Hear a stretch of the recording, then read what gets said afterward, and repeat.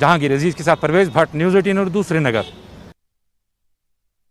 मरकज और ट्विटर के बीच खींचतान के दरमियान आज अदालत में सुनवाई हुई, जिसमें ट्विटर ने कहा कि वो 8 हफ्तों के अंदर भारत में शिकायत अफसर की तकर्रुरी करेगा।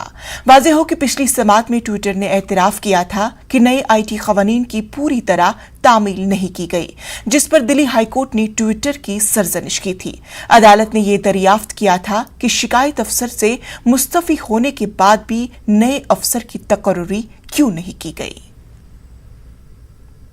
ब्लॉगिंग साइट ट्विटर ने दिल्ली हाईकोर्ट में नए IT रूल में कंप्लायंस अधिकारी की नियुक्ति के मामले में सुनवाई के दौरान दिल्ली हाईकोर्ट को जानकारी देते हुए बताया कि वो 8 हफ्ते के भीतर भारत में ग्रीवांस अधिकारी की नियुक्ति कर देगा। हालांकि ट्विटर के वकील ने दिल्ली हाईकोर्ट में दलील देते हुए ये भी कहा कि उन्होंने थर्ड पार्टी के कॉन्ट्रैक्ट के जरिए एक अतिरिक्त कंप्लायंस अधिकारी की नियुक्ति अभी कर रखी है, जिसकी जानकारी उन्होंने प्रौद्योगिकी मंत्रालय को दे रखी है। बहरहाल इस पूरे मामले में पिछले सुनवाई के दौरान दिल्ली हाईकोर्ट ने ट्विटर के वकील को फटकार लगाते हुए ये कहा था कि जब अब इस पूरे मामले की सुनवाई होगी तो ट्विटर के द्वारा कोर्ट में ये जानकारी देनी होगी कि नए IT रूल के मुताबिक ट्विटर कब तक भारत में ग्रीवांस अधिकारी की नियुक्ति करता है। बहरहाल दिल्ली हाईकोर्ट में ट्विटर की तरफ से यह जानकारी दे दी गई है कि वो 8 हफ्ते के भीतर